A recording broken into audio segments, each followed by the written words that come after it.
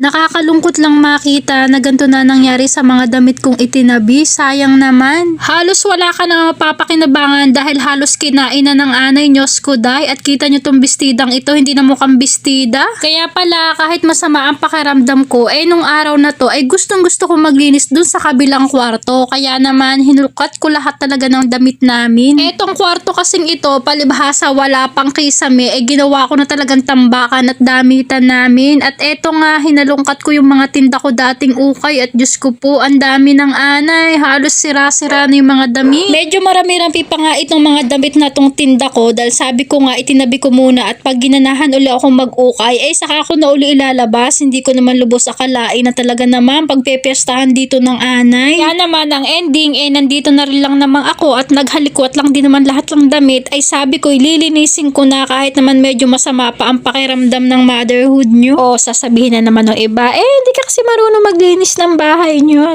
Lagi naman po ako nagwawalis dito sa kabilang kwarto dahil ito nga ang damitan namin. Yun nga lang, yung mga nakakahon ay hindi ko na pinagpapapansin at akala ko nga ay safe na safe dun sa gilid. Dahil nga po wala pa rin tong kisame, dito pa rin ako nagsasampay ng mga damit namin dahil wala kami sampayan sa labas. At nung nagwalis na nga po ako, halos 2 daspan na buhangin ang nadakot ko dito sa kwartong ito. Pagkatapos ko nga po dakutin yung mga buhangin, ito nga po't nagawa ako ng basahan na nilagyan ko ng sunrocks para ipahid ko sa sahig. At pagkatapos nga po noon, inilabas ko yung mga damit na infected na ng anay at titingnan ko kung may natira pa ba at meron pang maisasalba. Nakakapanghinayang man, wala naman ako magagawa dahil talagang sira-sira na. Sayang naman, kaso kailangan na talagang itapon. Kagaya ng duster na to, ang ganda pa naman ng tela nito, chalis. Tingnan nyo naman, halos hindi na makitang duster ito at talaga namang sirang-sira na. Ipapatapon ko na nga sana lahat pero naisip ko na isa-isahin muna. Kaya naman kahit natatakot ako at baka may dumungaw na ipis dito ay talaga iniisa-isa ko at sayang naman kung itatapon ko yung mga buo pa. Yung iba kasi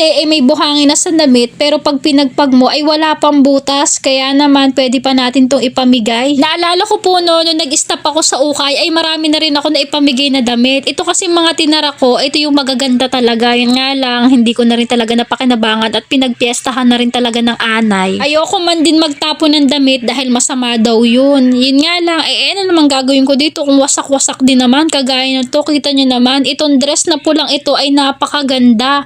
Pero tingnan nyo yung tinira sa bestida, itong pang ilalim na lang. Ganun pala sila katakaw. Nagpapasalamat na nga lang din po ako at itong ukay lang talaga ang inakyatan ng anay dahil tinignan ko yung mga Durabox namin at yung mga damit ng bata ay thanks God naman at wala pa. Pagkatapos ko nga dyang mag-sort, itinawag ko yung mga bata dyan na mga kabibs kung pinagtatapong ko lagi ng basura. Inalo ko sila kung gusto nila ng mga damit sa mga nanay nila at ate at kinuha naman nila. At pagkatapos nga ng mahabang hapon na paglilinis dito sa kabilang kwarto ay medyo umaliwalas na. Yun nga lang, hindi pa rin tapos ang tiklupin. Itong mga nakahangir dito ay sinamsam ko na din. At least, malaki-malaki na talaga ang pagkakaiba noon at ngayon dito sa kwartong ito at pwede na rin nilang tambayan. Kaya naman, bigla ko naalala yung puzzle dito kaya naman nilagay na namin at pwedeng-pwede na talaga nila tong tambayan. Sa isang bahay talaga, hindi mawawala yung isang part ng bahay na ginagawa natin bodega. Pero ngayon, yung dating bodega ay kwarto na ngayon.